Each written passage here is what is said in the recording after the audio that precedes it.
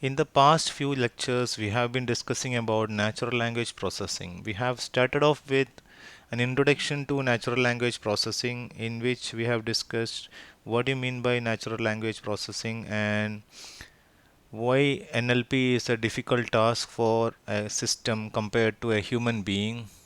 And we have identified that ambiguity in the natural language is the basic problem in understanding natural language for a machine. And we have seen some of the methods by which we can avoid this ambiguity. And in that, we have seen a very basic introduction towards regular expressions, which is a first step towards implementing the natural language processing.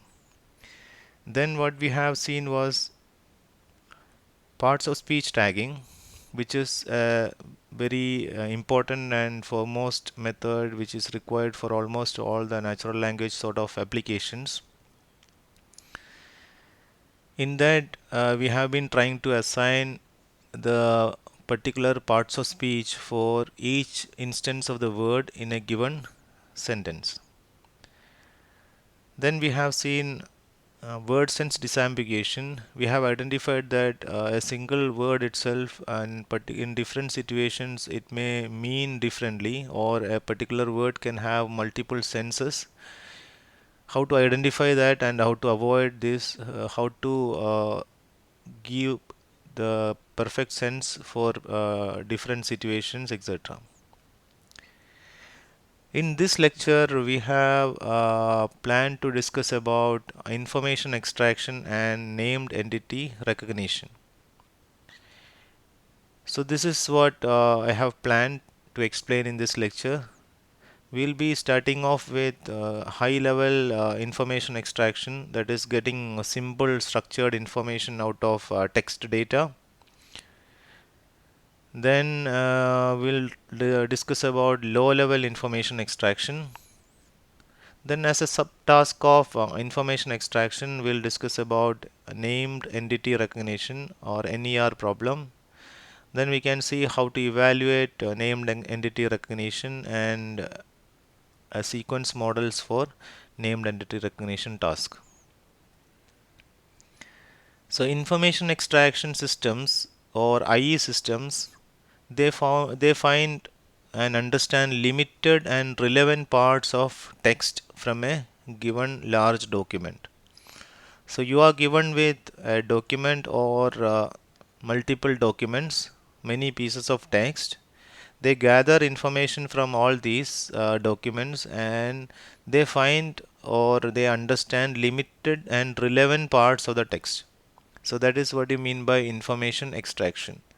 So you are given with a large text or large document or multiple pieces of a large document. From that, the information extraction system has to identify which is the relevant parts, and that too in a limited quantity. That is mean by an information extraction system. Then after identifying that, what it does is it produces a structured representation of this relevant information. So relevant information in a limited quantity is identified, and that is produced, that is outputted as a structured representation. Uh, that is the job of an information extraction system. So that structured information system or structured representation may be in the form of a database relation, or it can be an entry into a knowledge base. For example, you find a particular information as then you can directly insert into the corresponding database table so that it represents that particular relation, or it can be entered into a knowledge base so that it is another form of a structured representation. So the information extraction systems are going to find out relevant parts of the text and it gives us an output in the structured format. That is the job of an information extraction system.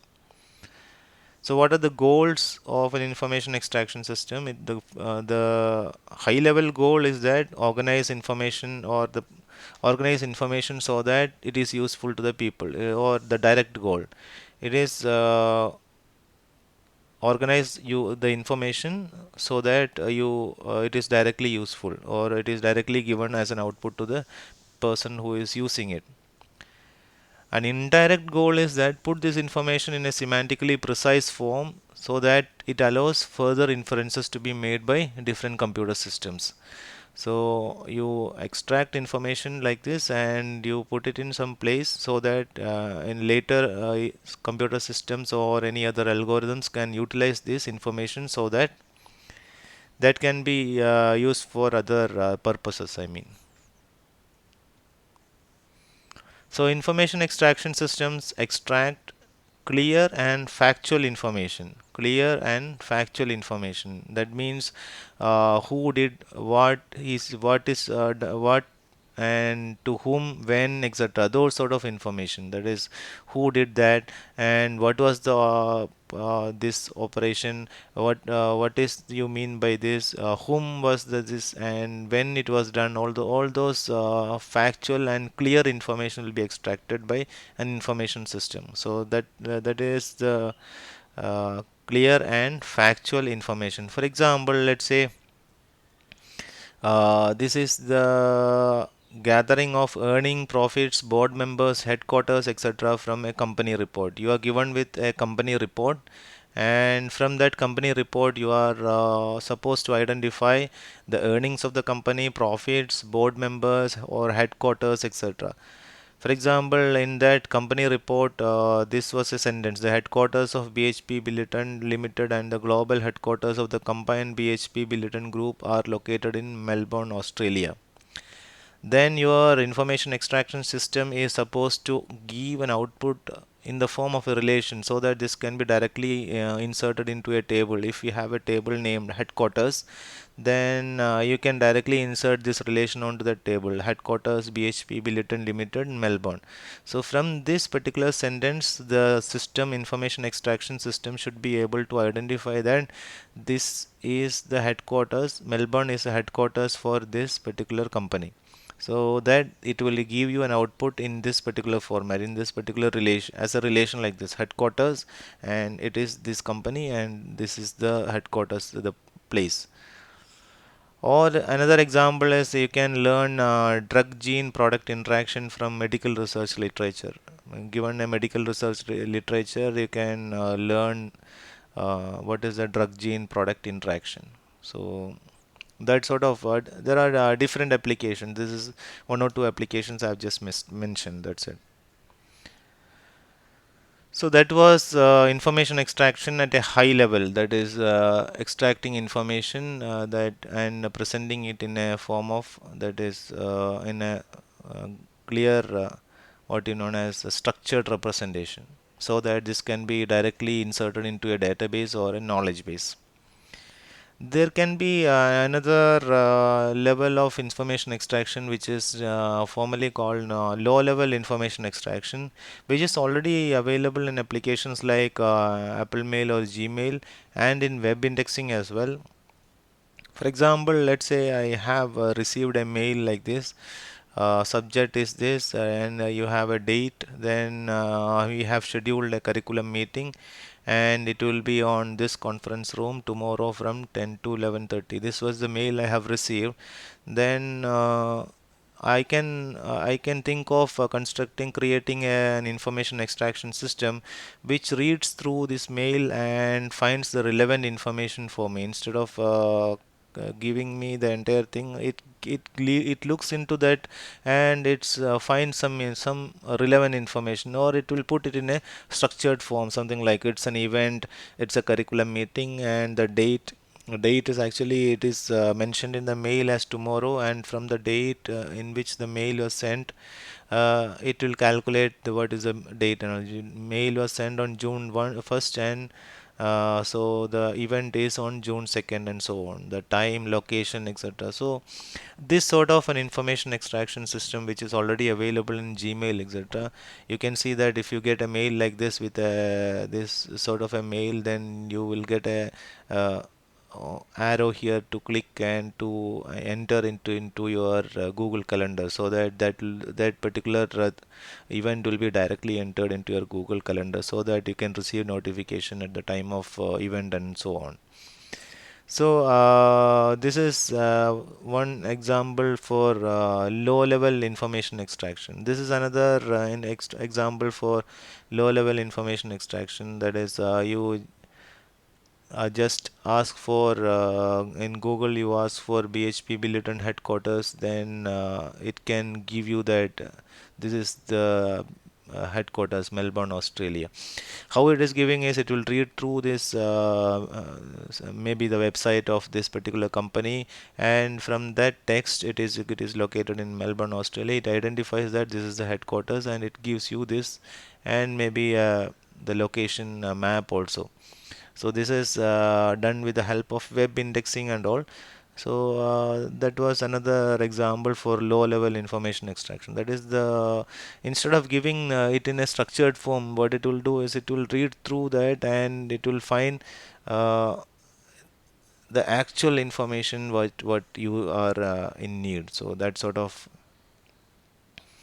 examples are called low-level information extraction. So that's about information extraction. Information extraction is a very broad topic, and we have seen a few examples which refers to high-level information extraction and low-level information extraction systems. Next, we'll see a named entity recognition, which is an important subtask of information extraction systems, which actually finds and classify names in the text. So you are given with a text, you would like to find out names in the text in the sense named entities in the text, and it will classify the names also. It will classify it as a maybe as a person, maybe as an organization, etc. For example, let's take this text. The decision by the independent MP Andrew Wilkie to withdraw his support for minority label governments and so on and so. So, the named entity recognition is a process in which the system will be reading through this text, and it will find out the entities in this entity. Or an entity means something which is having a physical existence. For example, I am an entity, and college, it is an entity. So every entity, some of the entities will be having a name also. So it will identify the entities which is having a name. So named entity. So for example, artificial intelligence, it's not we cannot say that it's an entity. It's not having a physical existence, and there can be some other entities which is having physical existence, but don't have a name. So here the named entity recognition means it will find out the entities with name. So something like in this case, the entities will be Andrew Wilkie, Labor, 201. So sometimes the numbers and dates are actually they have used by named entity recognition systems as entities. Uh, so these are the named entities in this particular document. And the primary task of named entity recognition system is to find out all these named entities, and then you find out the corresponding its corresponding classification also. For example, the classification may be like this: all the named entities given in blue color are representing persons. Wilkie, Rob, and Tony, etc., are representing this person names. So it is a person entity, and these are represented in magenta color are uh, representing organizations. So greens is an organization, labor is an organization, and so, and this is representing numbers. So the named entity recognition task is nothing but you identify or find out the named entities in the text and classify them. So you have identified named entities in this text and classified it into three types of entities, and usually if we have some C number of classes, then C plus 1 is the total classes. That is what we usually say in the case of named entity recognition. So it is three classes here, so 3 plus 1. The plus 1 represents all the other represented in black, the decision by the independent, etc. All these things will be classified as O, that is other, meaning is other type. This is a person entity, this is a organization entity, this is a numeral or number entity, and this represents other. So this total example, this example contains uh, C plus 1, number of classes is 3, 3 plus 1 number of entities, 3 plus 1 classes. What are the uses of named entity recognition system? Named entity systems can be used for uh, indexing, linking, etc. So that if you have a name of a person in a document, that can be used for linking that name to his website, or if you have a company profile, then it can be used for indexing this company profile, etc. In or to link to the company's website, or to the company's share price or something like that. So that sort of uses are there for named entity recognition system. Another use is in case of sentiment analysis. We are going to talk about sentiment analysis in the next lecture. So sentiment is actually attitude of a human being. So sentiment is usually attributed to companies or products. For example, if you buy a product from Amazon, then you will give a review about that product, right? So that statements will be having a sentiment. So by using sentiment analysis is the analysis of this sentiment to given by the human being to the in these statements.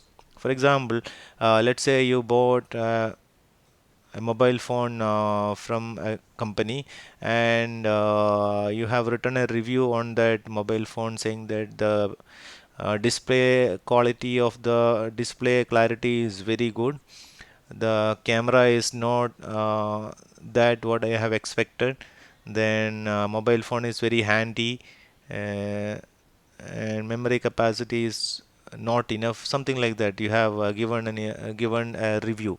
So all these sentences in your review can be given for a sentiment analysis, so that the picture clarity is good means it's a positive sentiment, camera is not good means it's a negative sentiment, and that can be neutral sentiment also, which you don't specify any positive or negative. So this sort of sentiment can be attributed. Sentiment is usually attributed to companies, products, or persons, or these sort of named entities.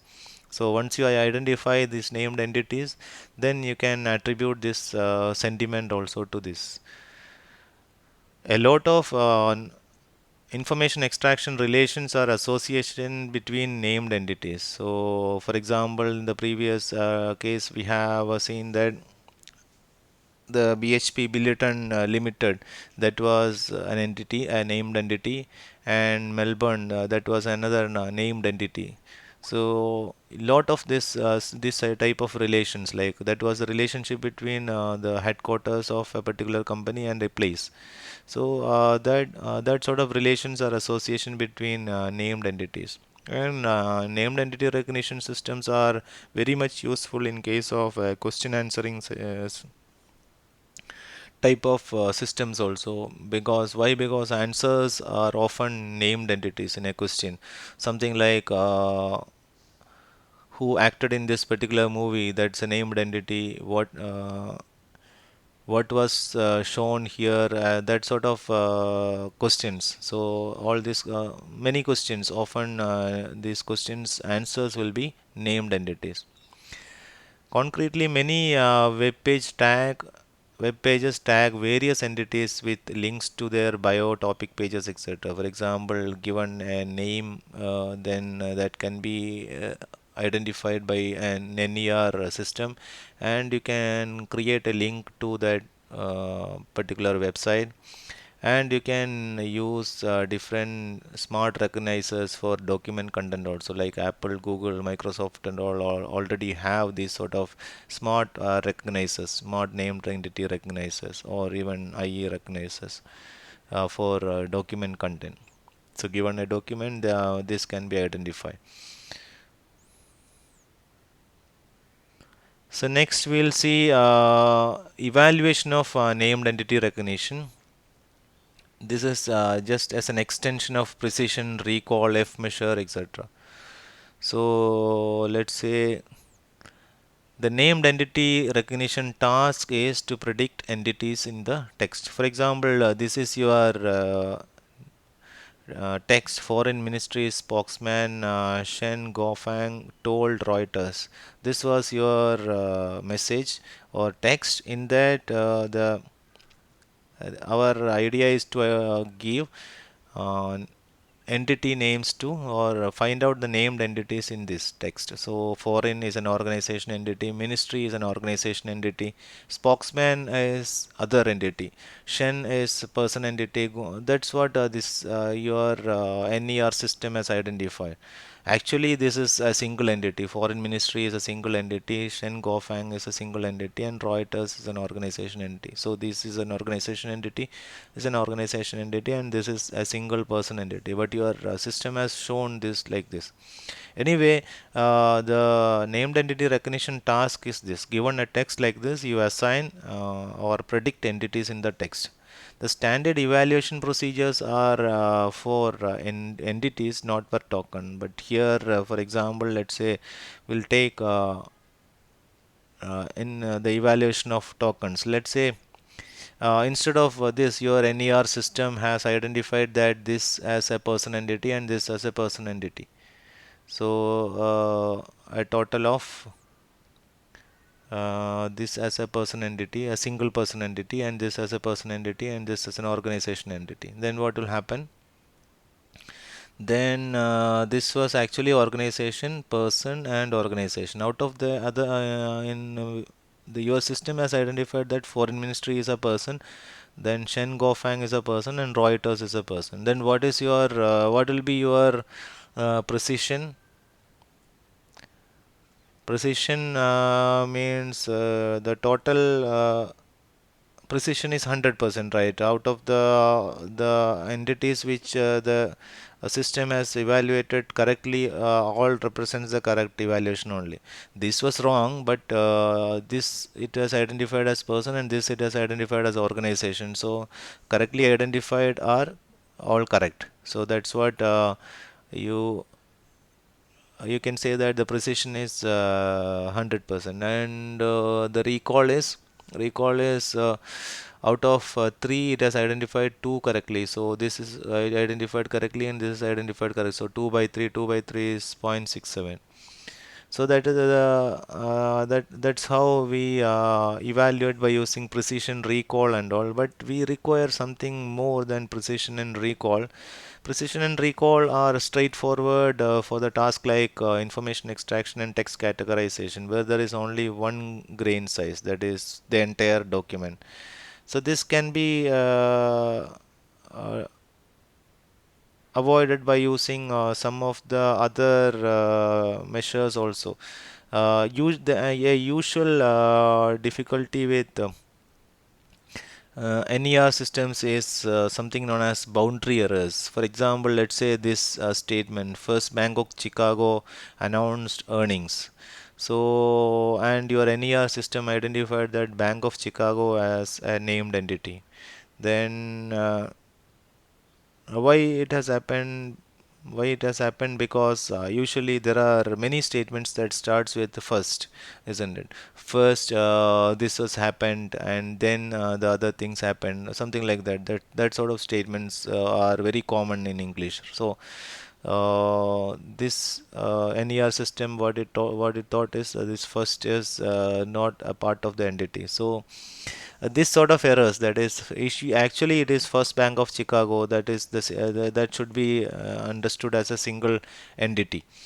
So this sort of errors in NER systems are called boundary errors. It has falsely identified the boundary. The right boundary is correct, but the left boundary is wrong. The difficulty with this system while considering precision recall and all is that this sort of errors can be considered both as false positive and false negative. So it may represent different values in the case of precision recall, F measure, etc. So this can be counted both as false positive and false negative. How it is possible? It has falsely identified that this was falsely identified as a positive, or if you consider this as an entity, then it is a false positive thing. False positive in the sense it is the positive is the Bank of Chicago is actually not a positive thing, but it has identified a positive thing. Then you can look in the opposite way also. First Bank of Chicago is a positive thing, but it has identified First Bank of Chicago as a negative thing. So that sort of, I think you understood the idea. So this counts as both false positive and false negative. So it has been better if it has not selected anything in the sense of First Bank of Chicago, anything. If it has not selected anything in this as a named entity, then it would have been better while considering these measures, these metrics. So we could have thought of other methods like you can use this instead of this. You can have methods like splitting these values, like or partial correctness, etc. So giving partial credit. So there are some other metrics like MUC scorer, which gives partial credit according to complex rules. For example, the this particular entity, named entity, has got four terms in that. Out of that, if it is correctly identifying three terms as a named entity, then some 3 by 4, that sort of a credit can be given. So this sort of metrics also can be used instead of this precision recall, F measure, etc. So that is about evaluation. Now let's see a sequence model for models for named entity recognition. This is a machine learning sequence model approach for named entity recognition system. So you know the machine learning sequence models. You collect a set of representative training documents, then label each document for it and for its entity, class, or other. Then design feature extractors appropriate to the text and classes. Train a sequence classifier. So you will be given with a training set, and in that training set label each document for its entity classes. So you can have some C number of classes, and each of the named entities in this document has been identified, and use this document with labels to design features. For example, if these and these are the values, then this should be a named entity. If this and this, then this should be the other named entity, and so on. So you can extract features that is appropriate to the text and different classes. So for this particular class entity class, these are the features. For the other entity class, these are the features, and so on. That sort of feature can be extracted. Then a sequence classifier, which can be any supervised classifier.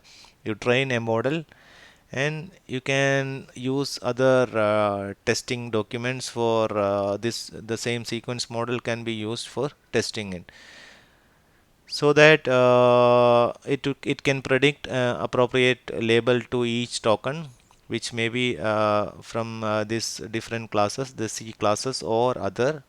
So appropriately output the recognized entities. So this is a method by which you can use machine learning sequence model. It is similar to all other machine learning models. That is, you take a training set and identify the features, and from there, then you train the classifier, then you test it. So training and testing phase. This is some higher level representation of a named entity. We usually call it as IO encoding and IOB encoding. IO encoding is inside outside encoding, and IOB encoding is inside outside and where it is actually beginning.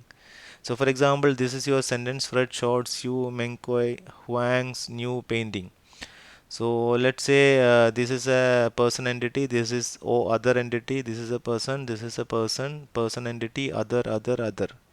So that is how we usually do in IO encoding, that is inside outside encoding, in which there is a the difficulty is that, for example, this Menkoi Huang is a single entity, that is this is one word in that the second word. So we should be able to identify in a higher level algorithms. We can have IOB encoding where you can actually specify the beginning of an entity also.